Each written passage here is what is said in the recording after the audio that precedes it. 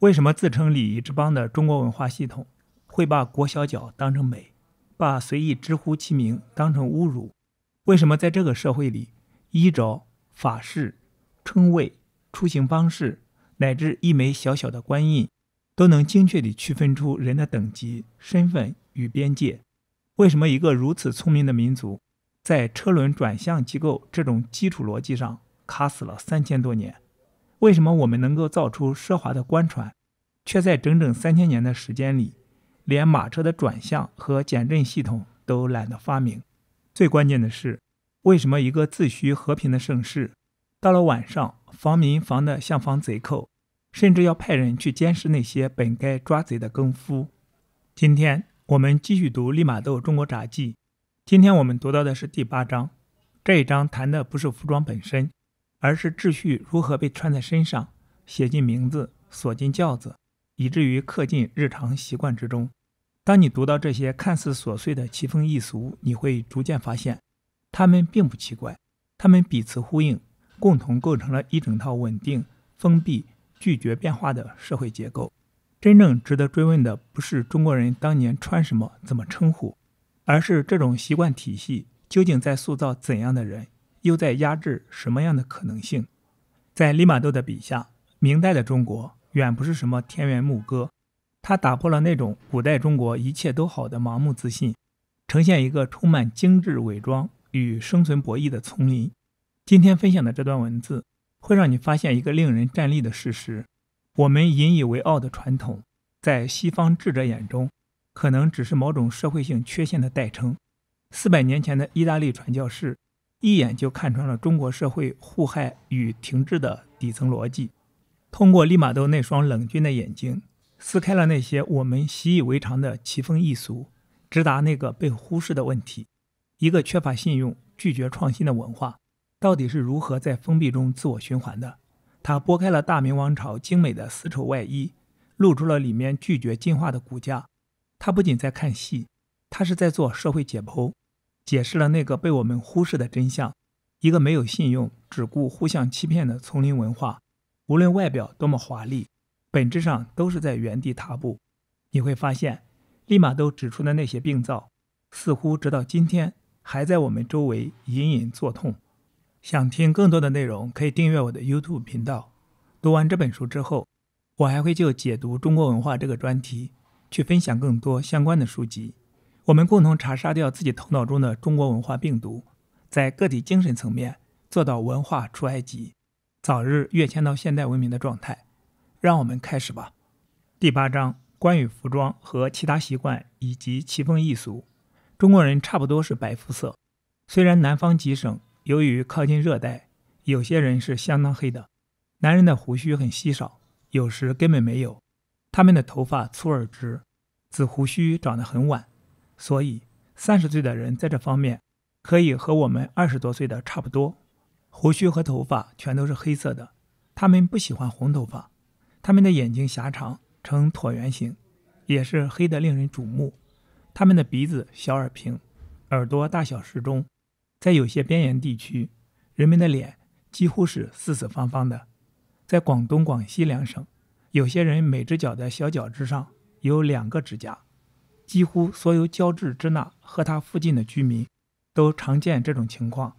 也許以前曾有一個時候，他們每只腳都是6個腳趾頭。女人身材都很矮小，腳小被認為是一種美的標誌。為了造成這種效果，他們從小就把腳用布條緊緊地裹住，以防止它長大。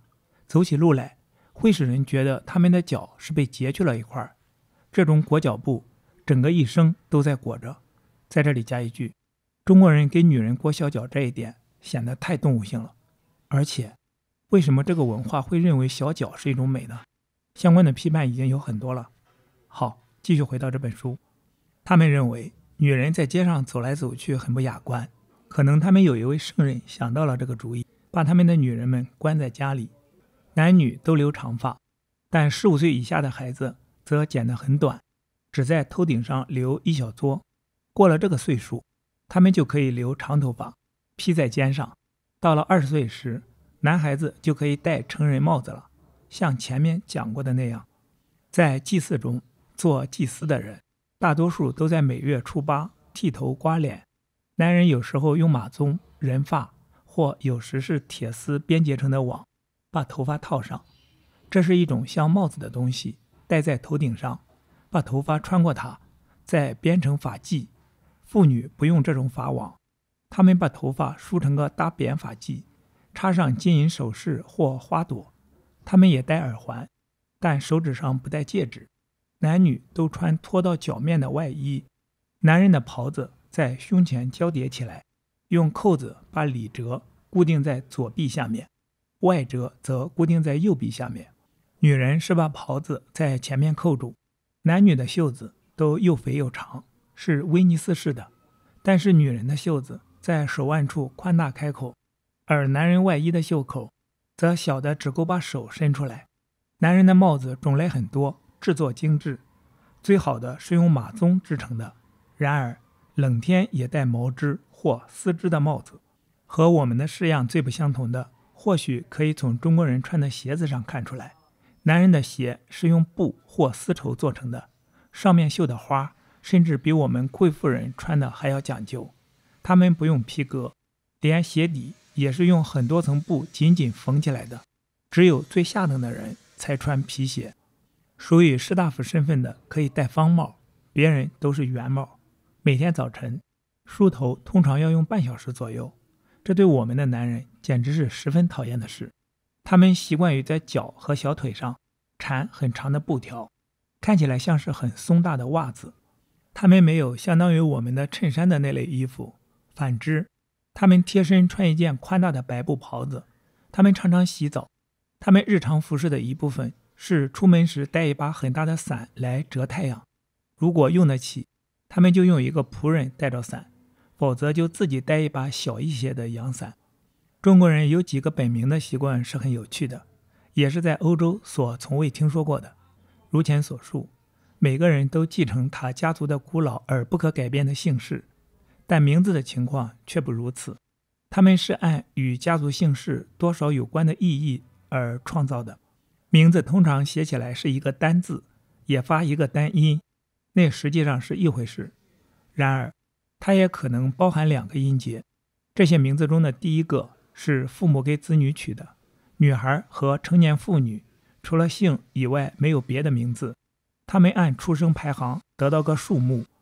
男人和男孩的第一個名字，也就是乳名，只能讓父母和較老的親戚叫，所有別的人都按兄弟排行用数目稱呼他，正像他們的姊妹被稱呼那樣。在拜帖或名片以及書信和其他寫作中，他們簽署父母為他們取的第一個名字。如果不是父母，不管是同輩人或上級，用這第一個名字稱呼一個人，或是提到某人父母或親戚時用了這個名字，那就不僅被認為是失禮，而且是一種正面的侮辱了。一個男孩初次上學時，他的老師給他取一個新名字，叫做學名，是只有老師和同學使用的。到了弱冠之年或結婚時，則由一位著名官员容授給他另一個尊稱，這就叫做字。除了家中傭人以外，誰都可以用這個名字稱呼他。最後，一個人到了中年，就又得到一個所謂的大名，也就是中國人說的号。這是由地位最高的官员授予他的，不論他在場或不在場，誰都可以提他的這个名字。虽然他們的父母和年長的親戚在他有了字以後，就只稱他的字。如果一個人參加了某個特殊教派，介紹他入教的學士，就又給他另一個名字作為法名。雖然來訪的人的拜帖上都有家族姓氏和他的第一個名字，但人們在以官方身份互訪時，都要請教別人更體面的名字，免得稱呼時失禮。連我們自己也不得不再取一個名字，這個名字被認為比我們受洗時所得到的名字更大。中國人非常喜歡古玩，雖然他們沒有很古老的塑像，至中的青銅所鑄的鼎被看得很珍貴，因為上面有繡色，使它看起來很古老。他們還喜歡用克里特百厄和我們叫做碧玉的那種特殊玉石所制作的花瓶。著名藝術家所做的畫很受歡迎。雖然事實上中國畫只是白描，並且只用黑色而不用彩色。著名書法家的書寫手稿一般是寫在紙上或布上，也为人喜愛，但是上面必須有写作者的签名，免得作假。甲骨文很多，他們很擅长欺骗那些粗心大意的人，利用买主对价值很不在行而把毫无价值的東西卖给他们。在这裡加一句，最近的南京博物院江南春事件再次呼应了利玛窦的这一个判断。其實中國文化自從有文字記載的這3700多年來，一直都是一個沒有信用、沉迷於互害的叢林文化。在中國，大家互相欺騙，已經發展到了像呼吸和走路一樣自然而然了，而且一直到今天沒有本質的進步。我原來以為經過改革開放這幾十年，經過與西方文化的互動能有所改進，看來是我太樂觀了。好，繼續回到這本書。每個官員都有由洪武皇帝親手傳下來的本人專用官印，所有他的法律文件都必須用紅印泥蓋上這個專門的官印。丟了官印不僅意味着丟官，而且還要受到嚴厲的懲罰，因此官印都極小心地謹慎地看守。官員們出門時要隨身帶着官印，鎖在一個盒子裡，然後加封，永遠不離他的視線。據說官員們睡覺時也把官印放在枕頭底下。從來看不見生活地位高的人在街上行走，他們坐在緊閉的轎子裡被抬着走，路上的人看不見他們，除非他們敞開着前面的簾子。然而官員都坐敞着的台椅，上流社會的婦女習慣於把轎子遮嚴，但從形狀和式樣很容易分別他和男人的轎子。法律禁止坐車。在這裡加一句，我在老照片裡看到，到了民國時代，中國的所謂大車還是木質的，一個四四方方的大木箱子，下面安裝4個木質輪子，木輪子的外沿用鐵皮包裹一圈。這種車子用牛、驢或馬來拉動，沒有轉向機構，沒有減震機構，看着十分笨重和粗陋。而同樣的對比，歐洲早期的4輪馬車用的是鋼鐵做的骨架，前面2輪安裝在前轉向機構上，且前後2根橫軸都安裝在減震機構上，而且車子還裝上了像拱門一樣的車棚。雖然同樣是用馬來拉動，但看上去很輕巧，很輕便。具體的比較，朋友們可以去搜一下圖片，對比着看一下。從這2種車子就可以看出，中國文化講究傳承，不講究推翻前人的東西，不知道去創新。連我一個外行都知道，車子的轉向系統和減震系統是非常重要的。同樣擴大思路來看，今天中國品牌的很多東西，其本質還是如此，沒有本質上的改變和超越。好，繼續回到這本書。